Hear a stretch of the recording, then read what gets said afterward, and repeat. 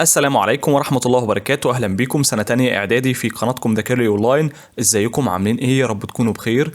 بعد ما عملنا امتحانات متوقعة في التربية الدينية والحاسب الآلي، جالنا تعليقات كتيرة بتطلب مننا نعمل امتحان متوقع في مادة التربية الفنية أو الرسم، وإحنا ما نقدرش نرفض لكم طلب. علشان كده هنحل مع بعض النهاردة امتحان مهم جدا في مادة التربية الفنية الترم الأول، وكمان هقول لكم إزاي تحملوا ملزمة الأسئلة الكاملة واللي إن شاء الله مش هيخرج عنها الامتحان. لكن في نهاية الفيديو قبل ما نبدأ انزل ادعمنا باللايك الجميل والاشتراك في القناة علشان تتابع كل فيديوهاتنا أول بأول. أول سؤال معانا في الامتحان يا شباب بيبقى في الثقافة الفنية، وده سؤال طبعا بيبقى إجباري، بيقولك ضع علامة صح أو خطأ. السؤال الأول: اشتهرت المنسوجات الحريرية في العصر الفاطمي، الكلام ده صح ولا غلط؟ هقوله طبعا صح، ومن أشهرها كان كسوة الكعبة. طيب السؤال التاني: يعتبر مسجد قباء هو ثاني مسجد بني في الإسلام، صح ولا غلط؟ طبعا غلط، مسجد قباء يا شباب هو أول مسجد بني في الإسلام. طب بيقولك: ابتكر الفنان المسلم الخزف ذي البريق المعدني، صح ولا غلط؟ هقوله طبعا صح. السؤال الرابع بيقولك: كسيت جدران مسجد محمد علي من الداخل والخارج برخام الألبستر، صح ولا غلط؟ سؤال سهل جدا، طبعا صح. طب التكوين المتماثل هو تنظيم العناصر في شكل دائري. لا غلط، ده التكوين ايه من اسمه كده، ده التكوين الدائري مش التكوين المتماثل. بيقولك: اشتهر الفن الإسلامي بعمل زخارف من وحدات نباتية وحيوانية، الكلام ده صح ولا غلط؟ طبعا صح.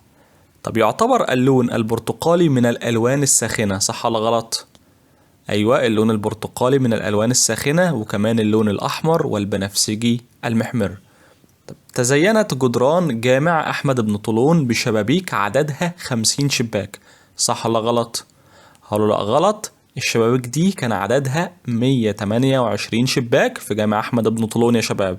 أسئلة الثقافة الفنية ممكن كمان تجينا في الامتحان على هيئة اختر الإجابة الصحيحة، فخلونا نحل منها بعض الأسئلة. بيقولك: يتكون اللون نقط من اللونين الأزرق والأصفر. ايه اللون اللي بيتكون من خلط اللون الأزرق والأصفر يا شباب؟ طبعا هو اللون الأخضر، الإجابة رقم واحد. طب بيقولك: بني مسجد محمد علي على الطراز ايه، اليوناني ولا الفارسي ولا العثماني؟ مسجد محمد علي يا شباب بني على الطراز العثماني. طب السؤال الثالث بيقولك: يعتبر اللون الأحمر والأزرق والأصفر من الألوان ايه، الثانوية ولا الأساسية ولا الثلاثية؟ طبعا دي من الألوان الأساسية. طب يظهر فن العمارة الإسلامية من خلال بناء إيه؟ القصور ولا الأبراج ولا المساجد؟ فن العمارة الإسلامية ظهر من خلال بناء المساجد. السؤال اللي بعد كده في الاختيارات بيقولك: يعتبر مسجد نقط الوحيد ذو المأذنة ذات السلم الخارجي. يا ترى الجامع الأزهر ولا أحمد بن طولون ولا محمد علي؟ ذو المأذنة ذات السلم الخارجي ده طبعا مسجد أحمد بن طولون. بيقولك: استخدم اللون في الفن الإسلامي بغرض إيه؟ يا ترى توضيح العناصر ولا محاكاة الألوان الطبيعية ولا تحقيق وظائف رمزية؟ الفن الإسلامي يستخدم اللون لتوضيح العناصر، الإجابة رقم واحد. طب بيقولك: يعتبر نقط من أهم العناصر المعمارية الإسلامية في عمارة المسجد، يا ترى الأبواب ولا الشبابيك ولا الصحن؟ هقوله طبعا الصحن، ده عنصر جوهري في عمارة المساجد. طب بيقولك: التكوين نقط يعطي إحساسا بالرسوخ والاستقرار، يا ترى المتماثل ولا الهرمي ولا التكراري؟ طبعا التكوين الهرمي هو اللي بيعطي إحساسا بالرسوخ والاستقرار. قبل ما نتنقل على مجموعة الأسئلة اللي معانا بعد كده، حابب ألفت انتباهكم يا شباب لحاجة مهمة جدا. اليوتيوب بيقول لنا إن أكتر من 80% من اللي بيشوفوا محتوى القناة غير مشتركين للأسف، فياريت لو انتوا بتستفادوا من المحتوى اللي بنقدمه تدعمونا باشتراككم في القناة. الاشتراك مجاني تماما بدون أي رسوم. هنتنقل دلوقتي للجزء الثاني اللي معانا في الامتحان، وهو سؤال التعبير الفني، وده أكتر سؤال بيبقى عليه درجات في الامتحان. بيقولك: تتميز مصر بشواطئها الجميلة والمميزة والتي لا توجد ببلاد أخرى، حيث جو مصر الممتع في فصل الصيف، ويأتي الكثير من السائحين لقضاء وقت ممتع إلى جانب الأولاد والأهل والأصدقاء على شواطئ مصر الساحرة، فيتجمع الأطفال والكبار في الماء بالأطواق الملونة ويلعبون بالكرة في الماء. طيب المطلوب مني إيه؟ بيقولك: عبر بالرسم في كراسة الإجابة عن مظاهر قضاء فصل الصيف على الشواطئ مستخدما الألوان المناسبة. هبدأ أتخيل يا شباب أنا هرسم إيه الأول في دماغي قبل ما أمسك القلم والألوان، وهقرأ الكلام اللي هو كاتبه كويس قوي وأحاول أرسم المشهد اللي هو بيقول لي عليه. هرسم مثلا شاطئ الرملة بتاعته لونها أصفر، وهرسم له شماسي ولونها له، وبعض الكراسي عليها ناس قاعدة، وطبعا هرسم مية البحر بلون أزرق وفيها أطفال وكبار كمان وهم بيلعبوا بالكورة ومعاهم الأطواق. وطبعا نهتم بالألوان وتنسيقها. ده سؤال سهل جدا ومهم أوي يا شباب في الامتحان، لأن درجاته مضمونة. لو رسمت أي حاجة تكون مقبولة هتاخد عليها درجات، وده سؤال زي ما قلنا إجباري. بعد كده معانا 3 أسئلة نقدر نختار منهم 2 نجاوب عليهم.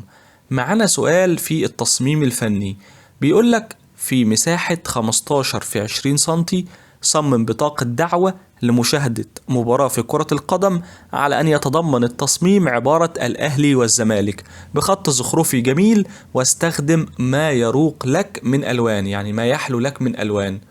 هتجيب ايه؟ هتجيب طبعا المسطرة والقلم الرصاص، وتبدأ تعمل المستطيل بتاعك بنفس المقاسات اللي هو مديها لك، وتكتب الكلمة أو العبارة اللي قالك عليها بخط جميل.